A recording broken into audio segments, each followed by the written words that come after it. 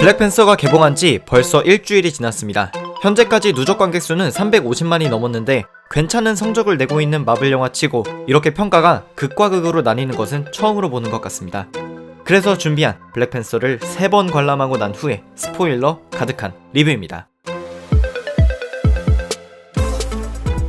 우선 개인적으로 인정해야 할 부분들이 있습니다. 2월 7일에 업로드된 영상을 확인해 보시면 블랙팬서에 대한 만족도가 굉장히 높았다는 점을 아실 텐데요.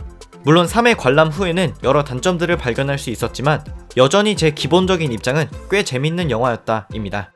하지만 역시 무시할 수 없는 단점은 바로 액션인 것 같습니다.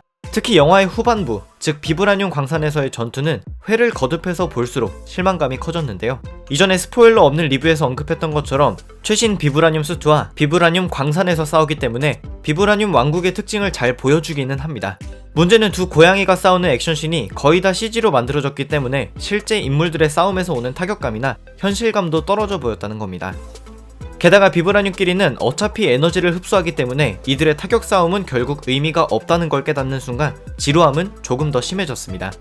음파 안정기가 시작되었을 때도 수트가 일시적으로 그리고 부분적으로 무력화된다는 점은 있었지만 아이언맨 3편에서처럼 혹은 스파이더맨 홈커밍에서처럼 관객들의 긴장감을 고조시킬 만한 요소가 충분했는가를 되물어 보면 그렇지 않았다라는 결론이 내려집니다. 하지만 가장 후반부의 전투를 제외하면 괜찮았던 것 같습니다.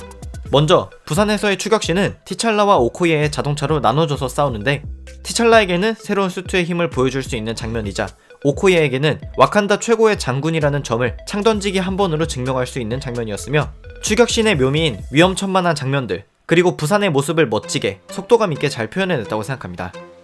후반부의 전투와 마찬가지로 많은 분들이 실망감을 표현하셨던 폭포에서의 전투는 조금 더 거시적으로 볼 필요가 있는 것 같습니다. 물론 맨몸으로 싸우는 티찰라가 주먹 한 방으로 은바쿠나 킬몽거를 쓰러뜨렸다면 블랙팬서의 전지전능함을 보여주기는 쉬웠겠지만 마블에선 이 장면을 이용해서 의도적으로 티찰라의 나약함을 드러낸 것 같다는 느낌을 받았습니다. 블랙팬서의 힘이 없는 티찰라 그리고 도라밀라제와 같은 호위무사들이 없는 티찰라는 간신히 상대를 쓰러뜨릴 수 있을 정도의 힘을 갖고 있지만 티찰라 혼자가 아닌 그를 호위하는 도라밀라제, 기술적으로 도와주는 슈리, 그리고 혼란스러워하는 티찰라에게 조언을 하는 나키아까지 곁에 있기 때문에 더 좋은 왕으로, 더 강한 히어로로 성장할 수 있다는 것입니다. 이는 토니가 이야기했던 수트 없이 아무것도 아닌 사람이라는 의미이기도 하지만 동시에 캡틴이 주장했던 투게더라는 말에 가장 어울리는 히어로이기도 합니다. Together. We'll lose. And we'll do that together too. 물론 개인적으로는 제이슨 본 마냥 입이 쩍 벌어지는 액션을 보여줬다면 더 눈이 즐거웠을 것 같긴 합니다. 두 번째는 졸렬 팬서에 관한 부분입니다. 우선 티찰라가 졸렬 팬서로 불리게 된 배경은 바로 킬몽거와의 공정한 전투에서 패배를 했음에도 불구하고 여친이 훔쳐온 심장 모양 허브를 먹고 동생이 몰래 빼온 수트를 입고 돌아와서는 나는 항복한 적이 없어 라고 외쳤기 때문인데요. 이 부분에 대해서도 조금 더 심도 있게 생각해 볼 필요가 있습니다. 애초에 킬몽거의 복수심은 자신의 아버지의 죽음 그리고 핍박받는 흑인들을 와칸다의 기술로 무장시키고 세상을 전복시킨 뒤 흑인이 통치하는 세상을 만들겠다라는 목표점을 갖고 있었습니다. 만약 티찰라가 정말 졸렬 팬서였다면 킬몽거와 정반대의 입장을 갖고 있는 와칸다의 선조들의 보수적인 관점, 즉 나쁘게 말해서 우리 와칸다만 비브라늄을 갖고 와칸다만 잘 먹고 잘 살면 된다라는 입장을 따랐을 겁니다. 하지만 티찰라는 선조들의 방법도 그리고 킬몽거의 방법도 틀리다는 결론을 내렸습니다.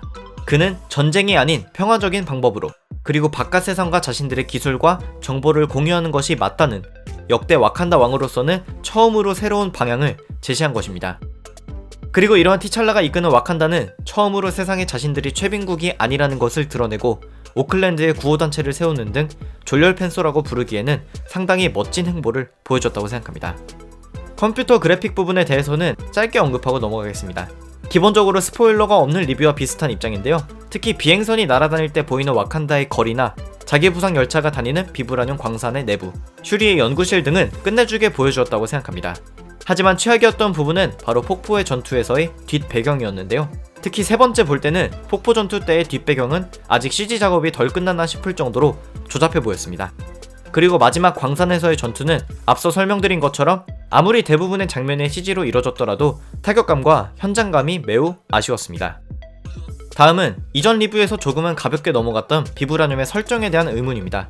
오래전 아프리카 대륙에 떨어진 외계 금속 덩어리가 와칸다의 생태계를 바꿔놓았고 아직까지도 엄청난 양의 비브라늄이 채굴될 정도로 매장량이 대단하다는 것을 알 수 있는데 세상에서 가장 단단한 이 물질이 어떻게 와칸다의 엄청난 발전으로 이어졌냐는 의문이 남습니다. 이는 만화를 원작으로 하고 있는 히어로 영화이기 때문에 그렇다라고 얘기하고 넘어갈 문제가 아닌 게 지난 10년 동안의 17개의 영화에서 야금야금 뿌리던 떡밥이 제대로 회수가 되지 않은 느낌을 주기 때문입니다. 물론 이후에 더 많은 이야기들이 밝혀질 수도 있지만 10년이나 기다렸으면 비브라늄의 원산지인 와칸다가 나올 때 확실하게 의문점을 풀어주면 좋지 않았나 하는 아쉬움이 남습니다. 그리고 일부 관객들이 공감하기 힘들었다고 이야기한 은조부 그리고 킬몽거가 분노했던 인종차별과 핍박에 대한 문제입니다. 개인적으로 이전에 노예 12년이나 히든 피겨스 그리고 문라이트 같은 작품을 정말 인상적으로 보았기 때문에 은조부가 흑인들의 차별받는 현실에 대해 분노를 표현하는 것만으로도 공감이 갔는데 그럼에도 불구하고 이는 개개인이 받아들이는 차이가 굉장했을 것 같습니다. 특히 흑인들이 차별받는 현실에 대해 활자로 혹은 아예 접할 기회가 없었던 분들은 저게 저렇게 국가를 전복시키고 싶을 정도로 분노할 일인가? 라는 의문도 드셨을 것 같습니다. 오히려 대놓고 은조부가 백인 우월주의 단체에게 살해를 당하는 장면이 있었다면 조금 더 직관적으로 그들의 분노를 이해할 수 있었을 것 같습니다. 하지만 마블 영화는 철저하게 원작이 존재하고 모든 마블 영화의 흐름을 관장하는 케빈 파이기가 관여를 하기 때문에 민감한 인종의 문제를 슈퍼히어로 영화에서 전면적으로 다루기에는 상당히 부담스럽다고 결론을 내린 것 같습니다. 다음으로 영화의 드라마에 대해서 이야기를 해봐야 될 것 같습니다. 저는 이 드라마 부분이 영화의 135분이라는 러닝타임을 충분히 채웠다고 생각했습니다. 왕이 된 후 고민하는 티찰라의 모습, 주리가 밝힌 과거 사건에 괴로워하는 티찰라, 그런 티찰라를 돕는 조력자들과의 짜잘한 사건들, 그리고 티찰라의 성장까지 드라마로서의 기승전결은 탄탄했다고 생각합니다.